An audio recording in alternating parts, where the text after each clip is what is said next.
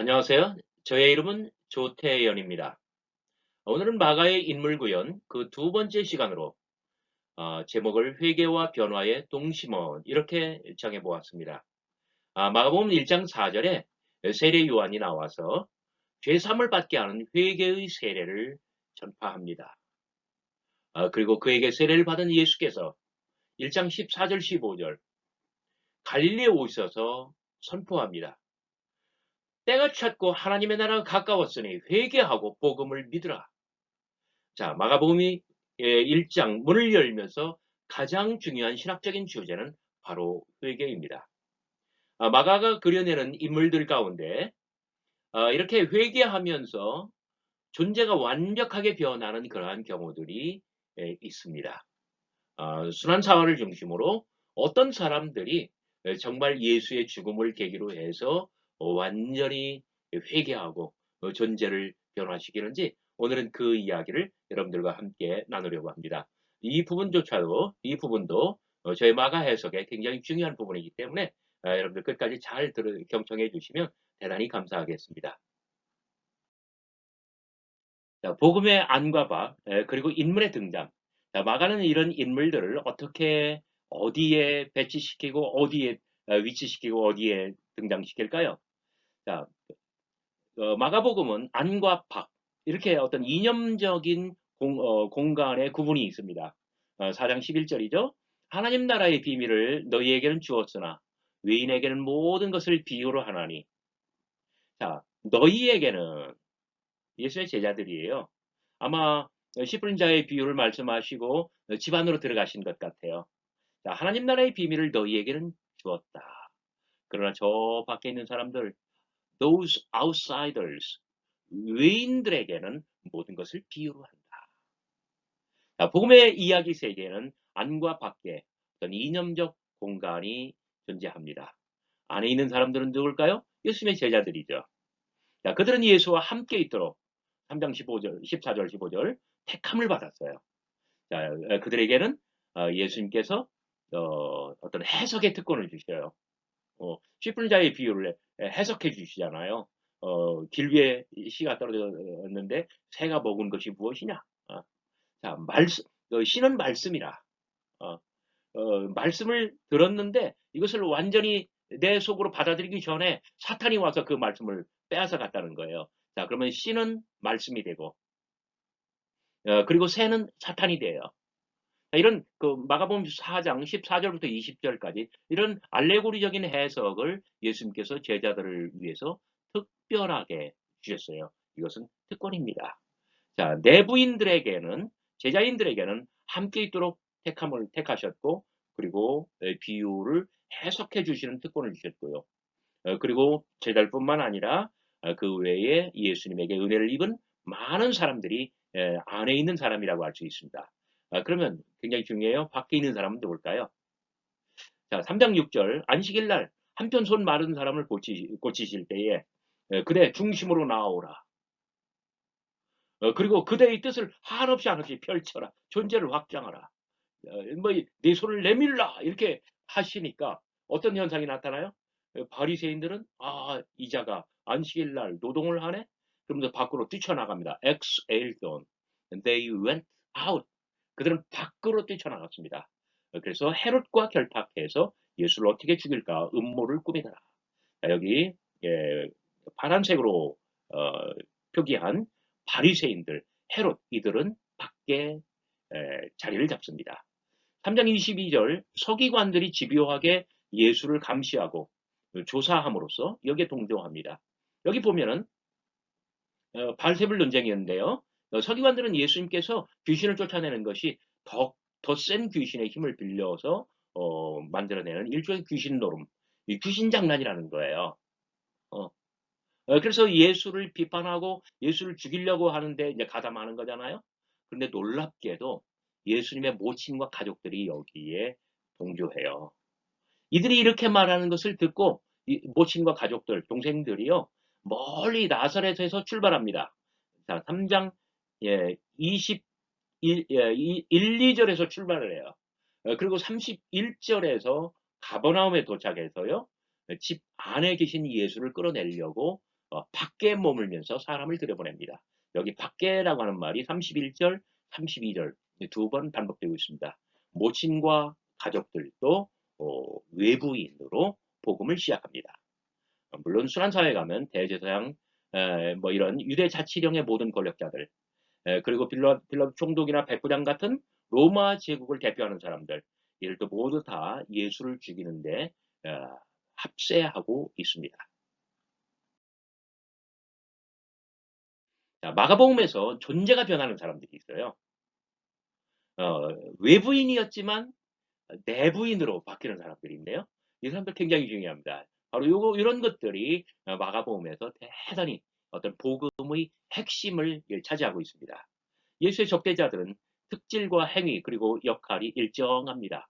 변하지 않습니다. 어떤 사람들, 바리새인들, 그다음에 서기관들, 그리고 대제사장들, 뭐 이런 사람들이에요. 그런데 이야기가 진행되면서 존재가 확연히 변하는 사람들이 있네요. 어떤 사람들일까요? 특히 순환사회에 나오는 인물들이 그런데요. 저는 이것을 회개와 변화의 동심원이라고 표현을 합니다. 예, 저만의 표현입니다. 다른 주석에도 등장하지는 않아요. 이런 용어들이 마가는 순환사회에서 회개와 변화의 동심원을 그려내고 있습니다.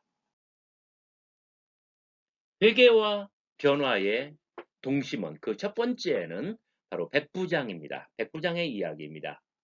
자, 15장 25절, 33절, 34절 예수님께서는 6시간 동안 십자가 위에 달려 계십니다. 6시간의 대드라마는 정오에 33절 어둠이 임하죠. 그리고 34절, 37절에서 엘리, 엘리, 르마 샤박타니 큰 소리를 지르고 운명하십니다. 그런데 그때 운명하시자마자 37절 운명하셔요. 38절 휘장이 찢어져요.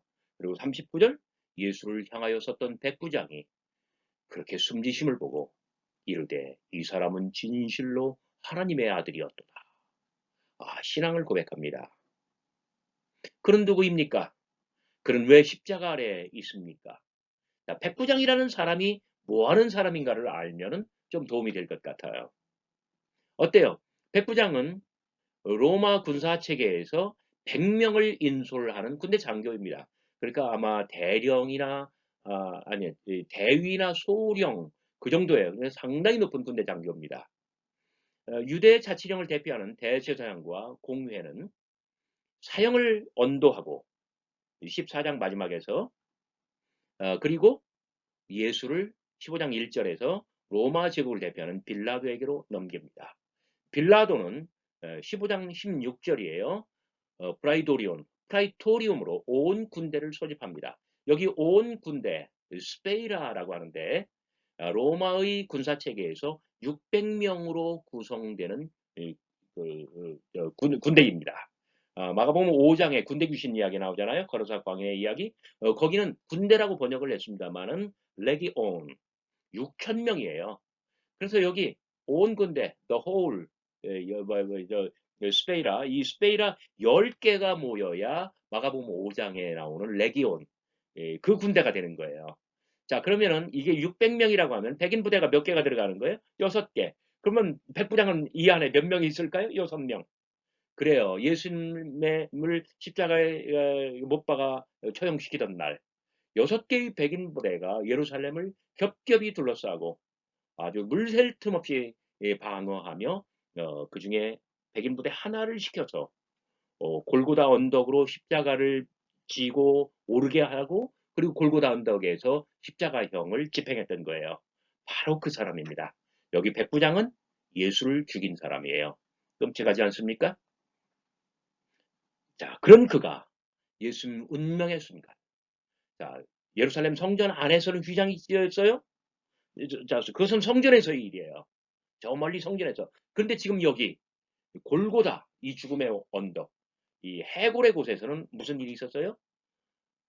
그가 돌아가신 예수에게 신앙을 고백합니다. 이 사람은 진실로 하나님의 아들이었도다. 와, 놀랍습니다. 생의 마지막 순간, 그는 예수를 죽였습니다. 사의 첫 순간, 그는 예수에게 신앙을 고백했습니다. 저는 이런 상상을 해봤어요. 자, 예수님께서 그날 막 너무너무 얻어 터졌어요.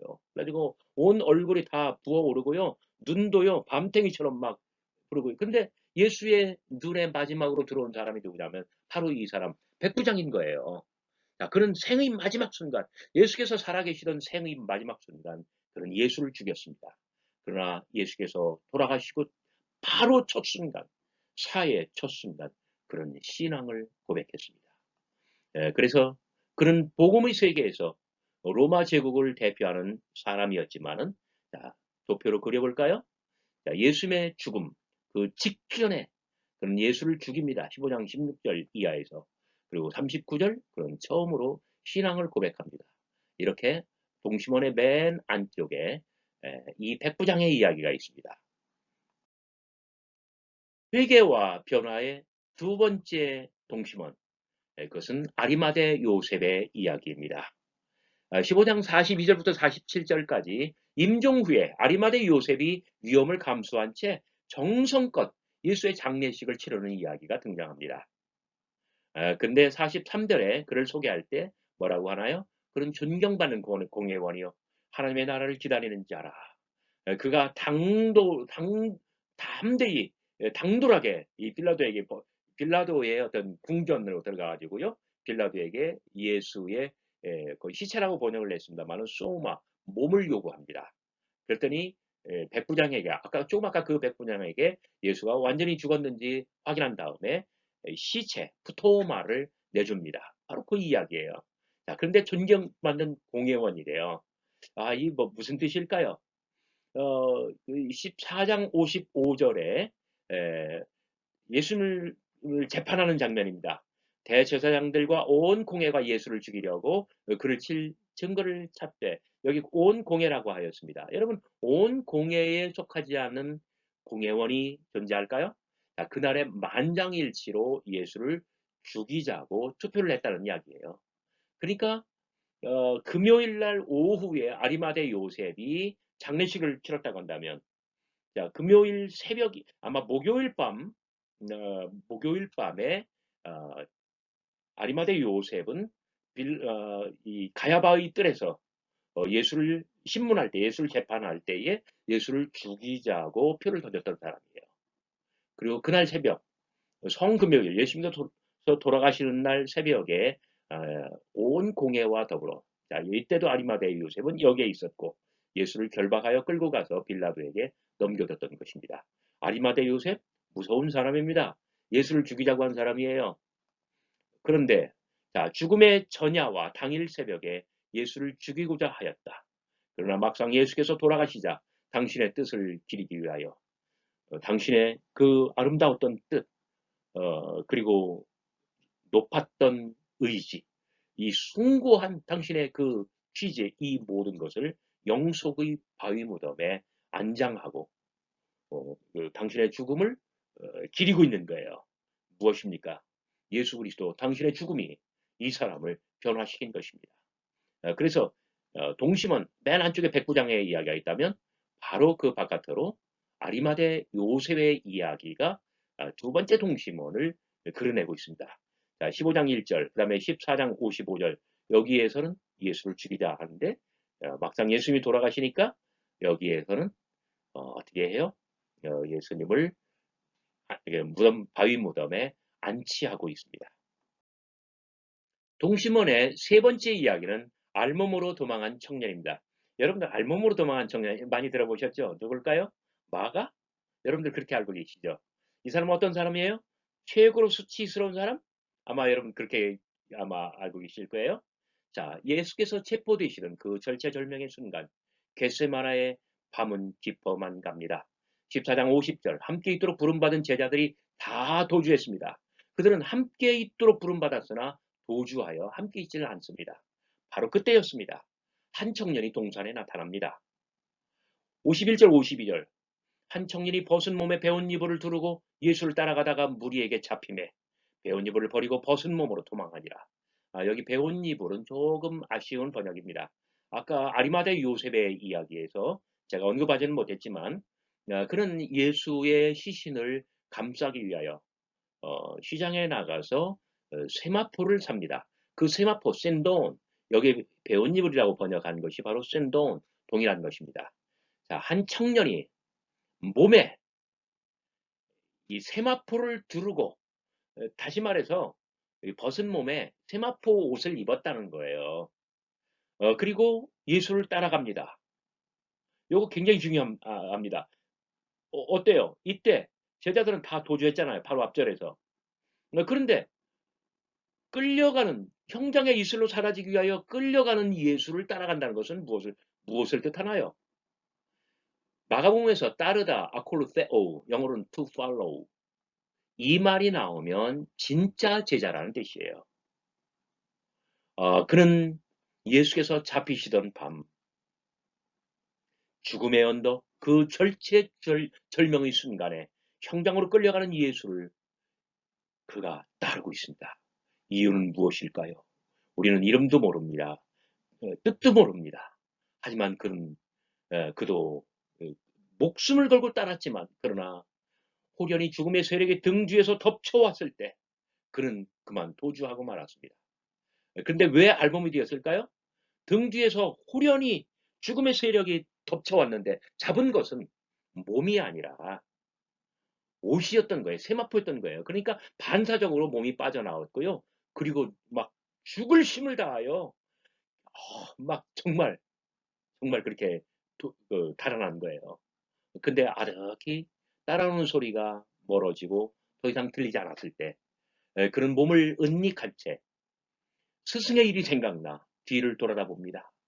하지만 스승은 저 멀리 포승줄에 묶인 채 끌려가고 있습니다. 바로 정말 안타까운 이야기예요. 그런데 부활의 찬란한 새벽, 여인들이 예수의 무덤을 찾았을 때 그가 거기에 있었습니다.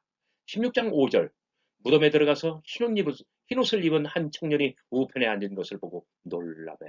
자, 여기 마가복음 16장 5절에는 빈 무덤 속에 한 청년이 있었다고 합니다. 근데 마태복음에는요, 한 천사가 있었대요. 앙겔로스. 누가복음에는요, 광채 나는 흰옷을 입은 두 사람이 있었다고 합니다. 요한복음은 더 심합니다. 두 천사가, 한 명은 천사 하나는 머리 쪽에, 하나는 발 쪽에 그렇게 수직하고 있었다, 지키고 있었다. 그렇게. 자, 무엇을 말하고자 하면 네 개의 복음서가 빈 무덤에 누가 있었느냐를 묘사할 때 다 다르다고 하는 거예요. 그런데 유독 마가는 흰옷을 입은 한 청년이 거기 있었다고 합니다. 자, 무덤 속 그 사람은 청년입니다. 그리고 무엇을 입고 있어요? 흰옷을 입고 있어요. 근데 지금 저는 이 알몸으로 도망한 이 청년과 빈 무덤에 앉아 있는 이 청년이 같은 사람이라고 저는 지금 주장을 하고 있습니다. 부활의 찬란한 새벽, 그가 예수 부활의 놀라운 소식을 처음으로 전파합니다. 여인들이 찾았을 때 그 사람 무덤 속에서 그 청년을 만나잖아요. 그 청년이 여인들에게 말합니다. 놀라지 말라. 너희가 십자가에 못 박히신 나사렛 예수를 찾는구나. 그가 살아나셨고 여기 계시지 아니하니라. 보라, 그를 두었던 곳입니다. 자, 예수께서 잡히시던 밤, 그 절체절명의 순간 죽음의 언덕 겟세마네에서 그는 무리에게 잡혀 옷을 빼앗긴 채 알몸이 되어 어둠 속으로 도주했습니다. 하지만 그래도 그는 예수 생전에 가장 마지막까지 예수를 따르던 사람입니다. 그런 그가 이제는 흰옷을 입고 우편에 앉아 여인들을 맞으며 여인들에게 예수 부활의 이 놀라운 소식, 이 부활의 증언, 이 복음을 전하고 있는 거예요. 마지막까지 예수를 따른 자가 처음으로 예수 부활의 소식을 전하는 자가 됩니다.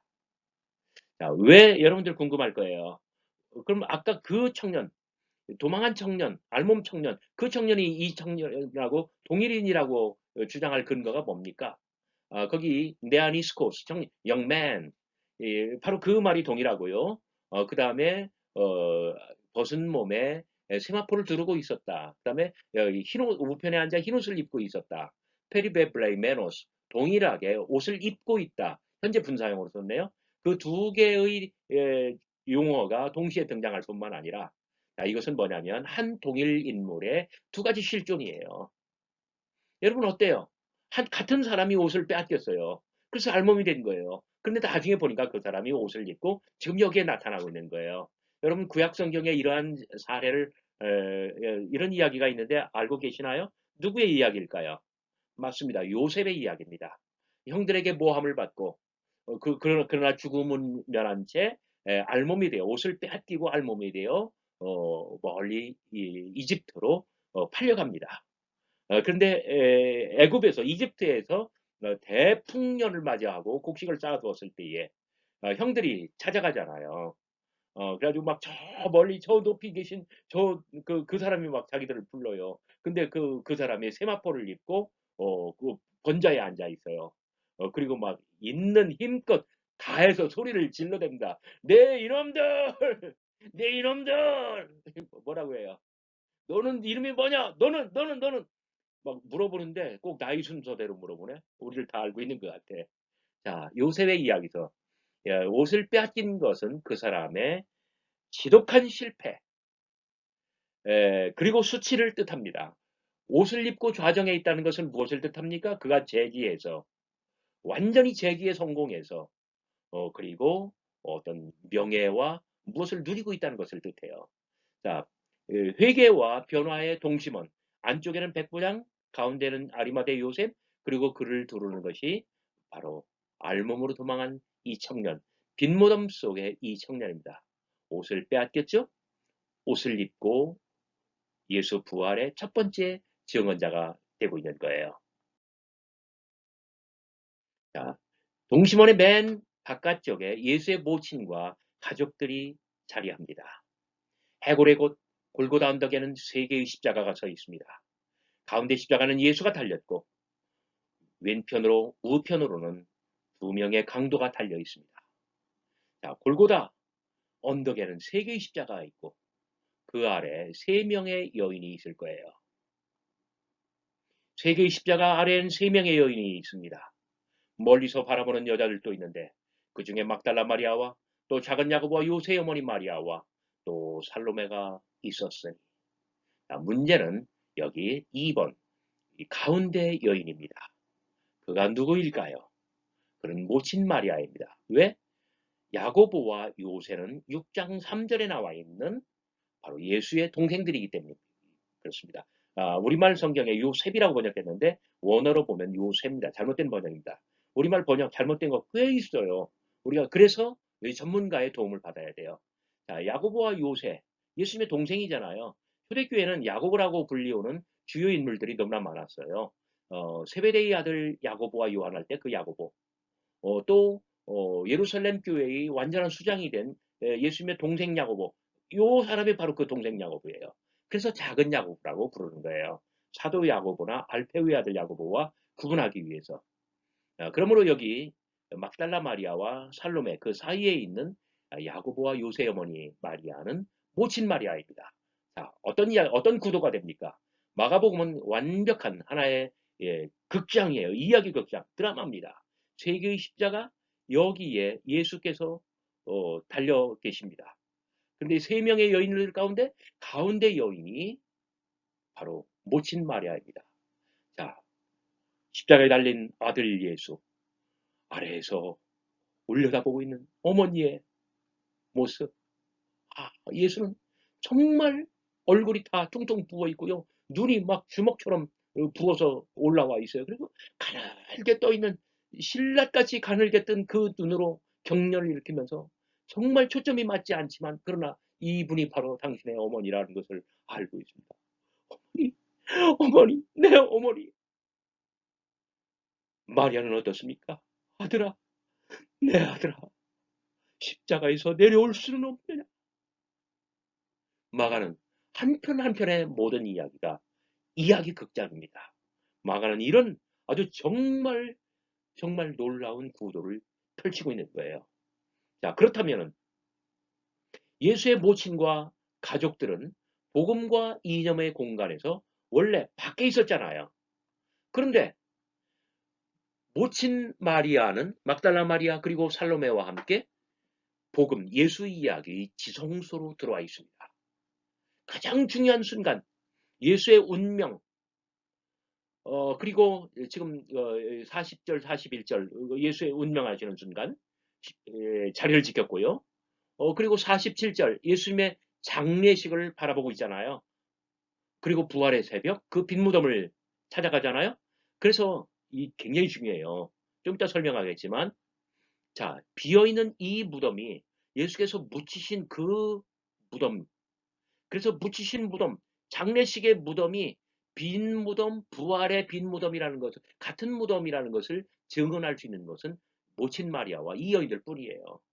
따라서 돌아가신 십자가에 달리신 나사렛 예수, 그 나사렛 예수가 부활하여 지금 무덤이 비어있는 그 부활의 그리스도 동일인이라는 것을 증언할 자들도 모친 마리아와 이들밖에 없다는 거예요. 바로 그런 면에서 예수의 모친과 가족들은 동심원을 그린다고 이야기할 수가 있습니다.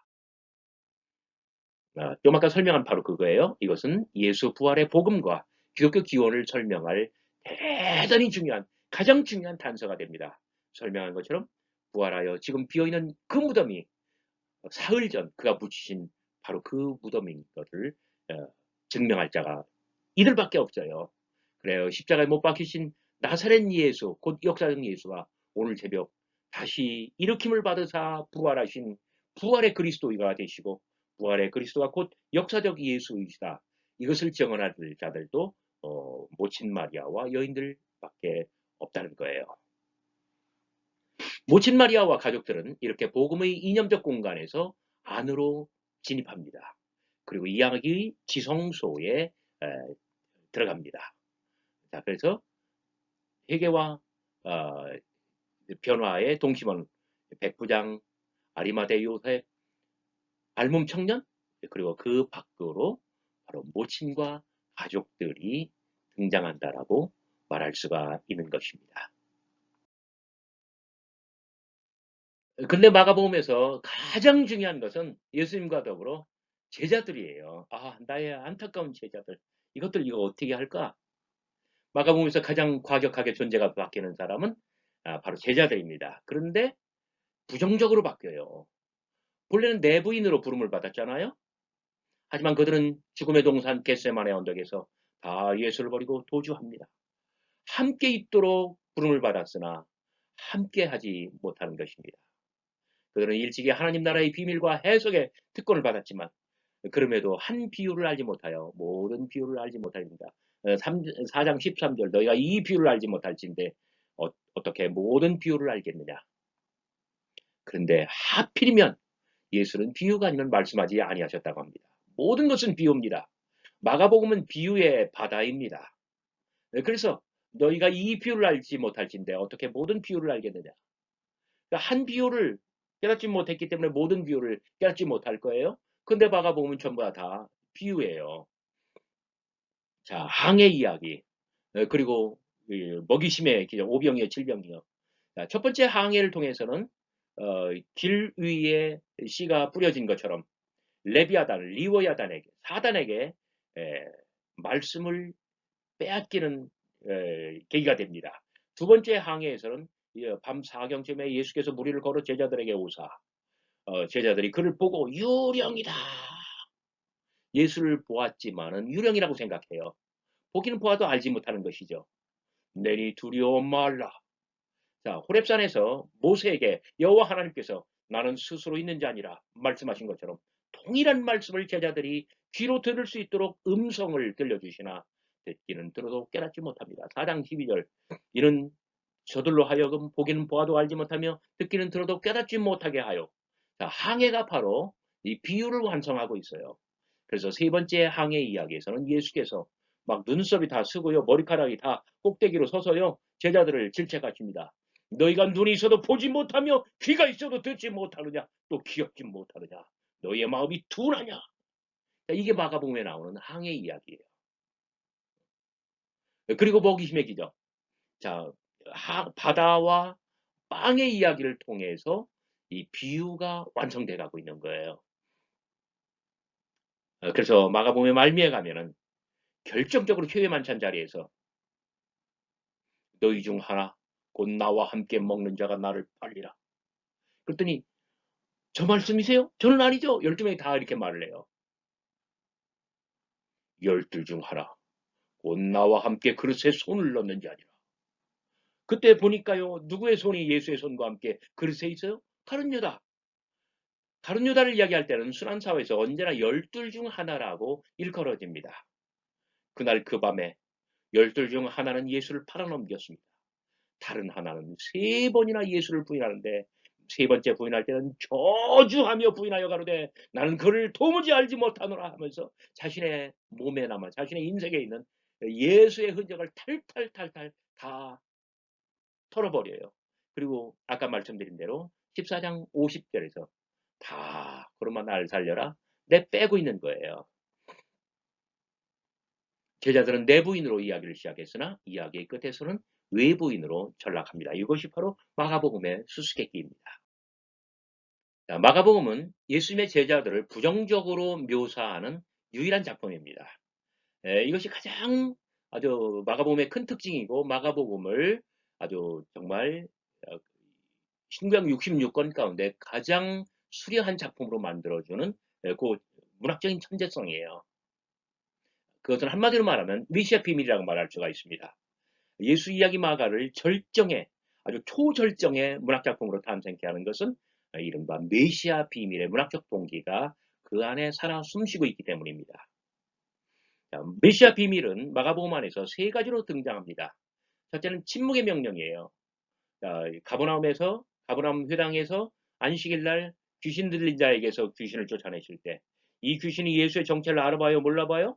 알아보죠. 뭐같이 알아봐요? 귀신같이 알아요. 당신은 하나님의 거룩한 자니이다.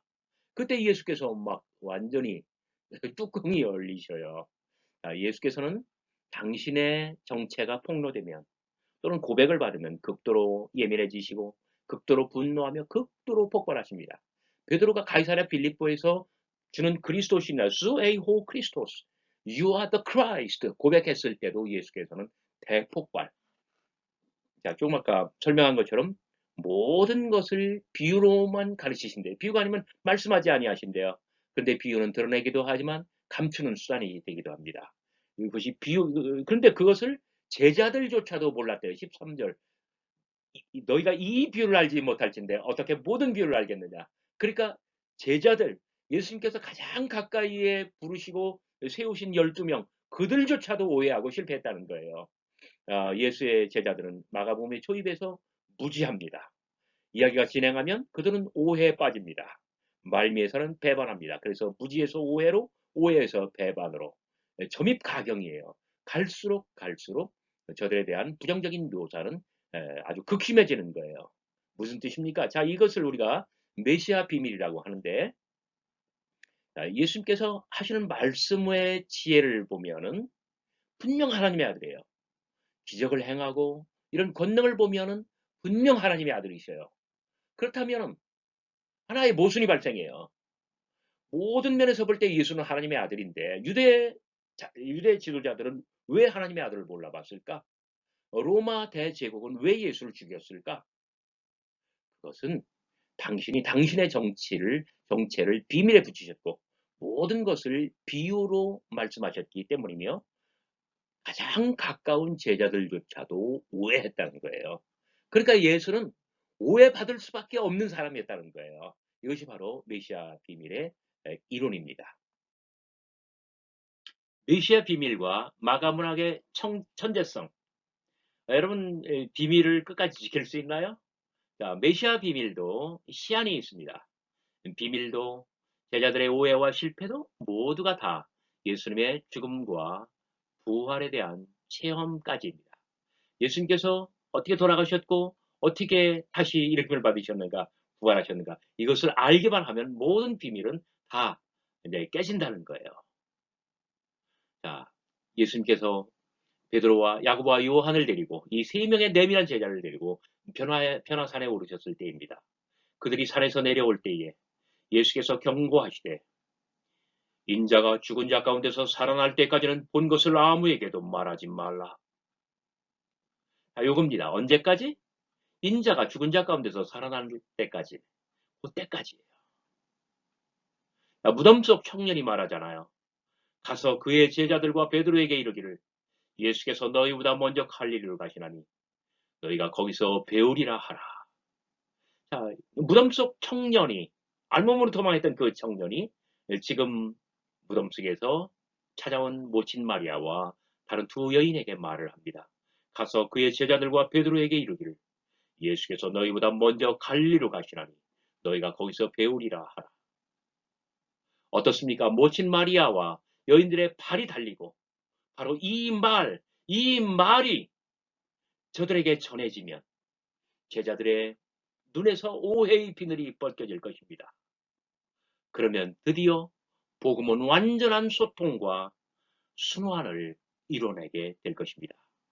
마가복음은 이렇게 해서 복음이 되었고 이렇게 탄생한 것입니다. 이후로 저는 마가복음 1장 1절부터 한 본문 한 본문 계속 여러분들과 함께 심층적으로 풀어갈 거예요.